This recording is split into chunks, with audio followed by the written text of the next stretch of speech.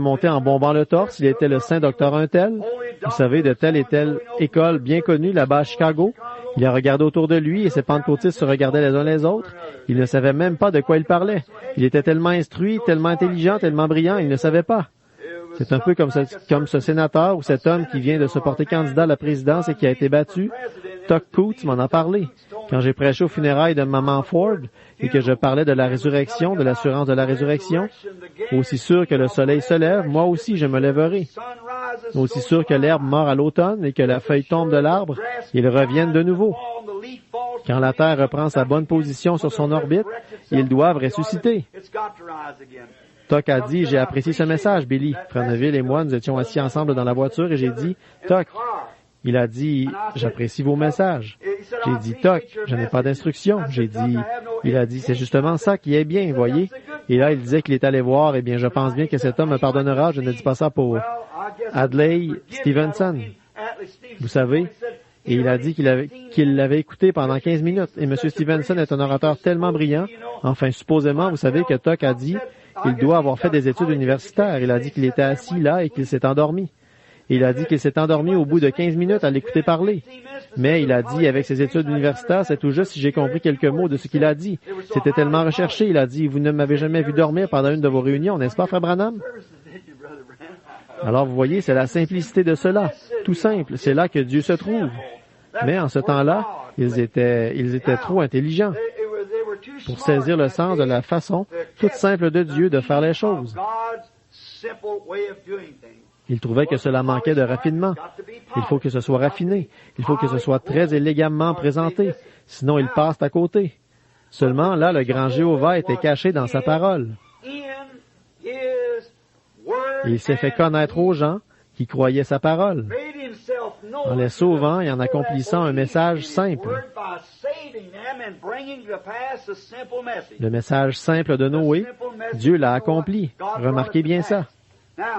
Et de même, au temps de Moïse, remarquez une autre époque de délivrance.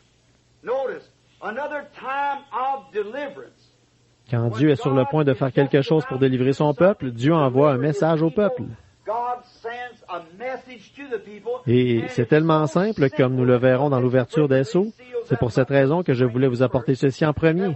C'est que nous verrons que l'ouverture de ces Sceaux, c'est tellement simple que les intelligents le manquent de millions de mille.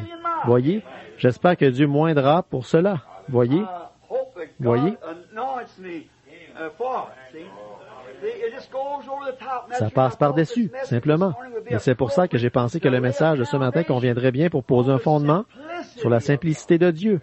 Vous voyez la manière dont Dieu se cache dans la simplicité. Pensez un peu. Ils peuvent désintégrer les atomes et faire toutes ces autres choses, mais pour ce qui est de la vie, ils ne peuvent même pas dire d'où elle est venue. Un simple brin d'herbe et Dieu est caché dedans. Ils peuvent envoyer une fusée sur la Lune et sonder par radar là-bas et quoi encore, mais pourtant ils ne peuvent pas expliquer la vie qui se trouve dans un brin d'herbe. C'est vrai, voyez? C'est parce que ça ne s'explique pas. C'est tellement simple qu'ils n'y font pas attention. Maintenant, remarquez, Moïse, le jour où Dieu a été sur le point de délivrer les enfants d'Israël, selon sa parole, qu'est-ce qu'il a fait? Il a choisi une famille toute simple. Nous ne savons rien d'eux. Vous voyez, tout ce que nous savons, c'est que c'était un fils de Lévi. Voyez?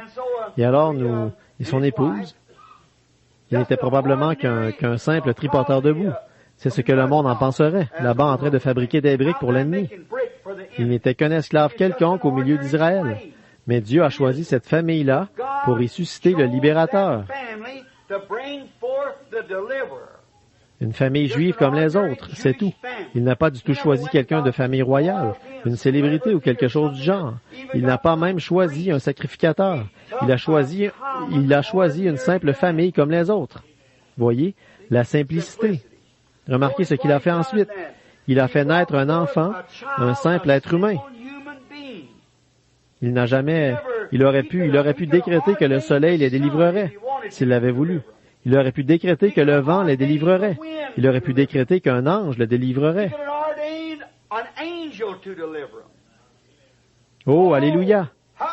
Dieu peut faire ce qu'il veut. Mais alors, comment le savez-vous, Frère Branham? Dieu ne déviera pas de son plan.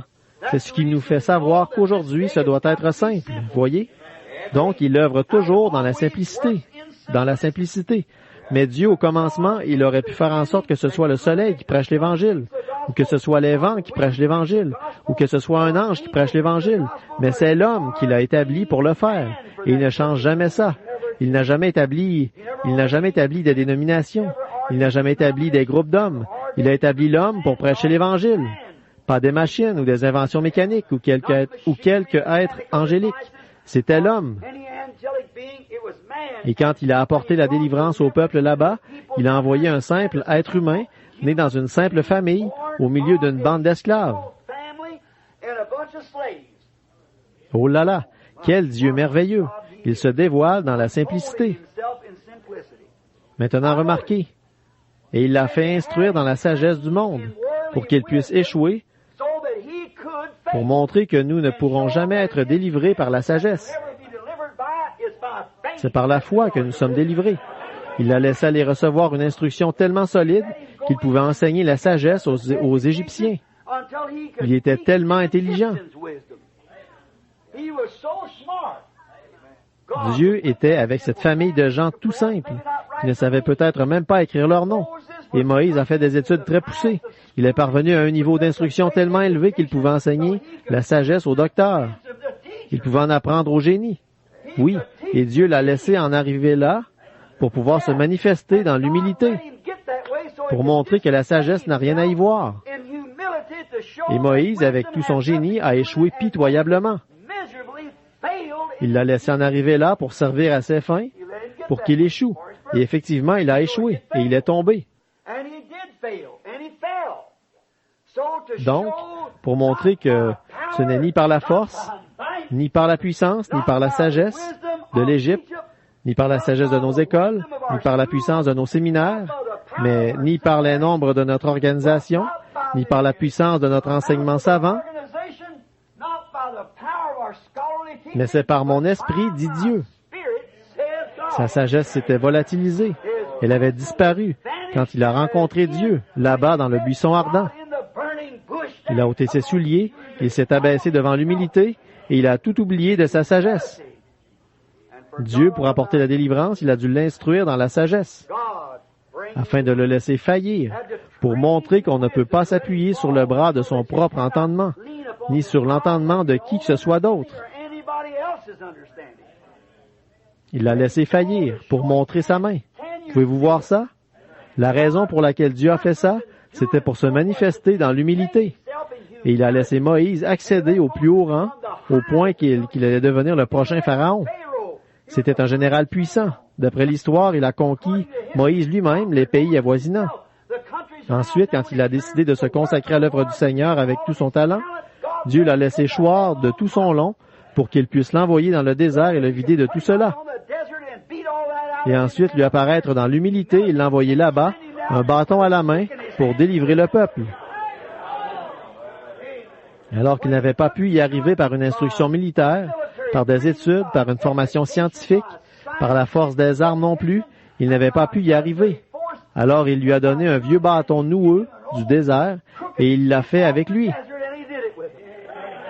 Dieu, dans l'humilité, la simplicité.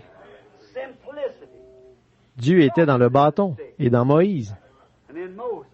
Et tant que Moïse tenait le bâton, c'est Dieu qui le tenait, parce que Dieu était dans Moïse, certainement. Remarquez, ce n'est ni par la force, ni par la puissance, mais c'est par mon esprit, mais c'est par la simple foi. Moïse avait compris qu'il allait être le libérateur par l'enseignement de sa mère, et il s'est entraîné à utiliser la force des armes pour y arriver, mais ça a échoué. Voyez, il avait la compréhension, il avait l'instruction, mais ça n'a pas marché. Alors il a dû oublier tout ça pour en venir au simple fait de prendre Dieu au mot, et c'est là qu'il a délivré le peuple. Oui, monsieur. Dieu délivre par quoi? La foi dans sa parole. Ça a toujours été. Nous pourrions examiner un peu ça si nous avions le temps. Il nous reste encore 20 et quelques minutes. Nous pourrions examiner un peu Caïn et Abel, voir comment Caïn a essayé de plaire à Dieu par une belle présentation. Un autre moyen, les gens se disent, C'est par des grandes assemblées de gens bien habillés, par un prêtre avec des prédicateurs avec des vêtements sacerdotaux et